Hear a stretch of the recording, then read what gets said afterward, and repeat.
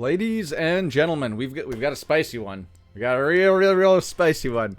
So on this channel, I recently just did a first impressions video of Helen, belovedly known as Helen Tits, and we went over her kit. Her kit came out, I think it was 2 days ago, over on the Facebook official Facebook page for Eternal Evolution. And since the update is 2 days away, I kind of let it slip. I don't know if it was that video or one of the other videos around there, but I did know that we were getting a tank coming this Thursday, and it was true. It was confirmed to be correct. And last night they put the kit for the new tank on their Facebook page. So we're gonna go over that really quickly. We're gonna read the kit. We're gonna kind of talk about it. I'm gonna give you my first impressions, and then stay tuned for after the first impressions, because I've got a juicy bit of information for you and for us to discuss.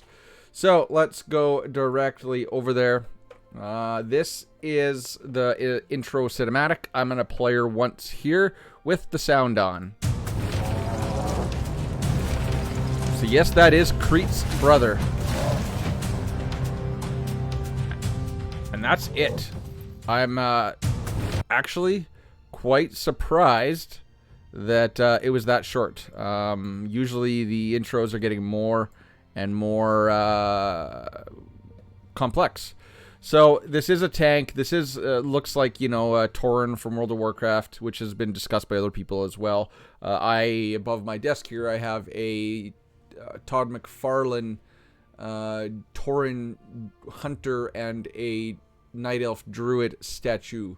So I am a big fan of the Tauren. Tauren was my very first class I ever rolled in World of Warcraft. It would have been a Tauren Druid. But yes, this is pulled very, very, very heavily from that inspiration. Now, Crete's a little different. Crete is more like a huge, giant, just minotaur steam engine of death, whereas this guy's a lot more lean, pretty much exactly like the Tauren from World of Warcraft. So let's go over his kit quick,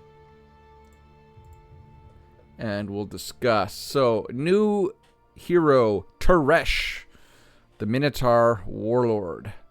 So, luckily, not a Terran this time. So, we finally broke that streak. SSS level, when for your tank hero. And this is going to be the banner, the limited banner hero starting on Thursday. So, Helen is going to be exclusively in Hell Arena. Hell Arena? How did I not see that connection? And this guy is going to be the banner that's going to replace Dorley. So, yeah, he's faction, he's Wenfear, he's a tank, he's a triple S. His characteristics are melee enhancement and formation annihilation. I like the way that kind of rolls off the tongue. So, ultimate battle warlord. So, Taresh here deals damage to nearby enemies. So, it's an AoE. And creates a war zone that empowers his allies. Talent modifier reads, melee heroes in the war zone receive multiple times the effect. We don't know what the effect is. Keep in mind that these are tanks. Tanks don't really rely on attack to do their damage. They rely on HP and knockdowns. Specifically, HP is what scales their damage. So hopefully it's a massive ramp to HP and damage reduction. I thought I saw there was a sneak peek that said this was actually going to give crit reduction. Actually, we're going to go look at that right now, because I want to get it. I want to get this right, because they did give us some hints down here. Okay, this one. So, where is it? After the war zone is formed, all allies in the zone deal increased damage and receive damage reduction, crit damage reduction, which is specifically a PvP stat, and more resistance for a few seconds. I don't know if resist, we've never really had resist in a kit, unless they're going to start changing how good resist is. So it doesn't say HP. It says they deal increased damage, that could be through HP, and then receive damage reduction and crit damage reduction and resistance. So Those are stats tanks like. I don't think crit or the resist is very, very important, but I'll take everything else. Yeah. Shush, sit there and scratch your butt. So that's the stats that we're going to get. Hopefully HP comes with that. The talent effect reads melee heroes in the war zone receive multiple times the effect. We don't know how much that is. We'll find out tomorrow because the patch notes will drop very, very early this morning or tonight or tomorrow morning. The first common skill, Blood Amulet. So Teresh gains a certain number of totem shield layers. Oh, so he's a shaman too. Totem shield layers, aka kind of similar to what Rebecca has, probably, with each layer reducing damage taken, which is pretty much exactly what Rebecca has. The talent modifier reads, for each layer of totem shield, Teresh gains more damage increase. So maybe this guy's going to be a big old damage dealer. We know that Wamagon already deals good damage. Panda obviously deals good damage. Zeta's more of a meat shield, so maybe Teresh here is going to replace Zeta and actually be another damage dealer, which is cool because we use Wamagon everywhere due to the fact that he deals such high damage for a tank. So maybe we can use this guy in more places than just the tank PvP team. Next common skill, Unyielding Stomp. Teresh deals damage to targets, so another AoE, in range and knocks them up.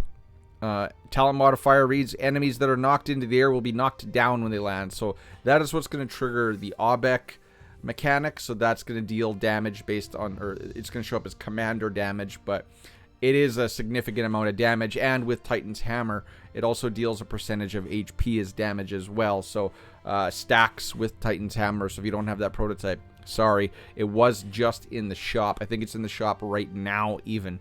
But $100, that's a steep price for a little bit of damage increase on a PvP team. So that's the knockdown. Another AoE, so his ultimate is an AoE. His second common skill is an AoE. His passive skill, Minotaur Slam. Now this is where stuff gets wild. After a certain period in battle, Teresh throws an allied hero onto the enemy battlefield, dealing damage to surrounding targets. So another AoE. When there are no layers of totem shield on this guy, he gains the Guardian State. What is the Guardian State? Most of the tanks have it now. It's basically 50% damage reduction. So you got to think the shields this guy has is going to mitigate damage, and then when he loses those shields, then he's going to gain the Guardian State, which is damage reduction. So really, you like Wamagon, you're not going to want to build him with damage reduction boots. You could probably just go with HP across the board and just look for damage reduction secondaries. So I want to go back to this totem. Is it just for him? Yes, it looks like it's just for him, these totem shield layers, which is good because if we were going to throw some more damage mitigation onto tanks, man, that'd be a beefy team. So this is his exclusive weapon, number 1, which is the unlock energy, so his ultimate enhancement. Before activation, activate Blood Amulet. Okay, so Blood Amulet is his layers, which increase his damage, and then his ultimate's going to be an AoE, damage and then create the war zone. So he's going to ramp up his damage before doing his ultimate, which, cool, okay.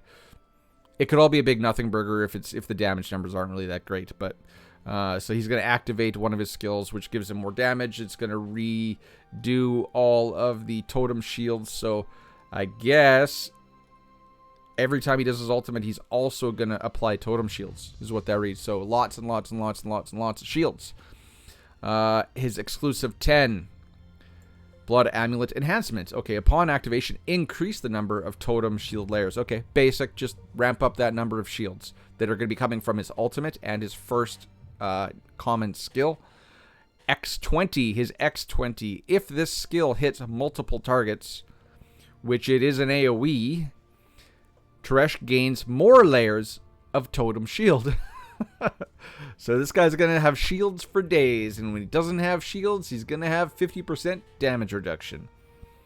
So this guy sounds beefy. He sounds really beefy, but we'll see how that translates in game. And then his exclusive 30, Minotaur Slam Enhancement. This is his passive. At the start of battle, Ooh, increase the max HP of allies in the back row. Put Wamagon in the back row. Ooh, he's going to hit hard. Depending on the percentage increase of this of X30. But say normally you run your 3 tanks up front, and then you put Barag or Rosaris or a 4th tank, and then you usually have like Mazrani or Serena or Bada in the back. What I'm thinking this is going to do is, if we got all this extra layers of damage mitigation, but I guess it's just to him, possibly you can run a 4 tank team and Serena. You could put Zeta and this guy up front, and then in the back row you can put Wamagon and Panda, which those two specifically very, very much rely on HP in their kits. HP turns into damage in both their kits, so if this ramps up their damage, you might want to put those two in the back row. So that's his kit. It's quite simple. It's a simple cinematic. It's a simple looking character. He doesn't really look that SSS tier to me. But he's coming in 2 days. So do I think he's going to make the tank team better? Yes. Do I have enough red runes to X30 him day one? No. So what am I missing out on? I'm missing out on this extra HP. But the tank team is pretty good already. So we'll see. This is one of the first characters in a long time that I will not have X30 on unlock. And that's it. That's it for that. Okay. So there's my first impressions and a first look at Teresh. I like tanks. Tanks are good. I think they're a great PvP team. I'm looking forward to him.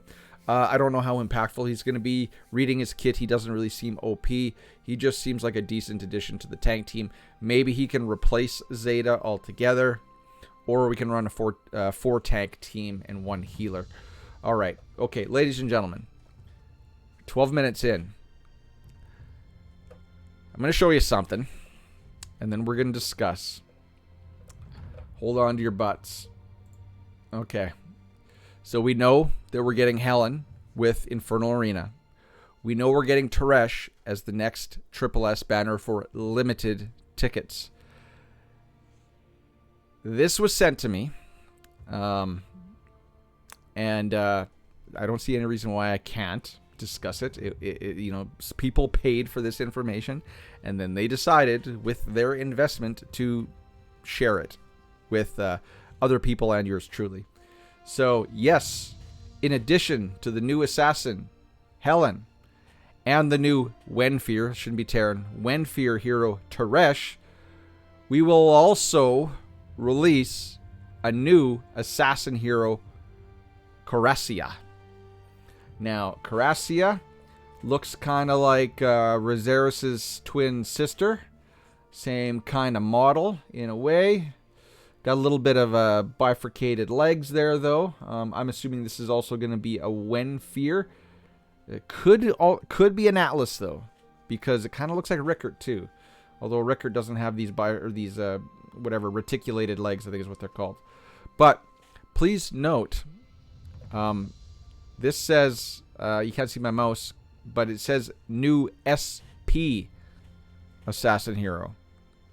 Does that mean super premium? What does that mean? It's a new tier. They are introducing a new tier of hero to Eternal Evolution. And that could be good or that could be really, really bad. It says underneath, I kind of like condensed a bunch of text into just this, the picture, the top line, because there was something above that. And then there was a bunch of dialogue between this person and some other person. I don't know. He's got really loose lips. But I condensed it down to just this image. And the person on the other end just served up the information that you can get her in a new recruitment system. So what do we have for recruitment systems in game? We have the friendship tokens, we have basic cards or tickets, we have advanced tickets, we have limited tickets. Now, is this a tier above? Like, are we officially moving way up, and this is going to be a new OP class of hero? If so, what are we using to get her? I don't know. I don't really want to speculate. We're going to probably find out either tonight, or maybe this isn't. I kind of read the top part as being that we're getting 3 heroes tomorrow. We're getting 2 assassins and then the tank. But who knows? Maybe this is coming out next week.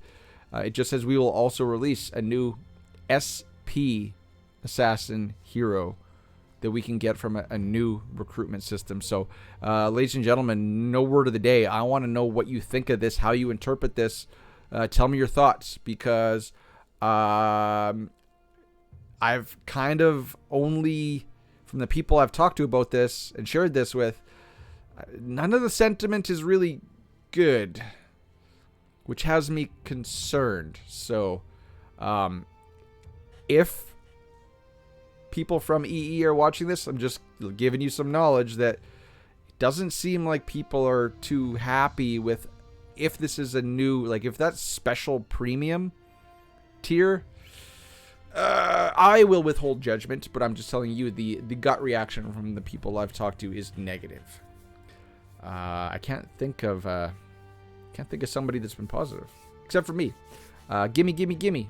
I think she looks awesome with that plague mask and the 2 like crescent glaive type blades. And we talked about Helen, how it didn't seem like she was going to work outside of Hell Arena. Well, now she doesn't have to. If we're going to get some uber freaking psycho premium assassin hero to fill Bailey's shoes. So, ladies and gentlemen, tell me what you think in the comments below. I can't wait. And till next time, ladies and gentlemen, cheers, peace, good luck.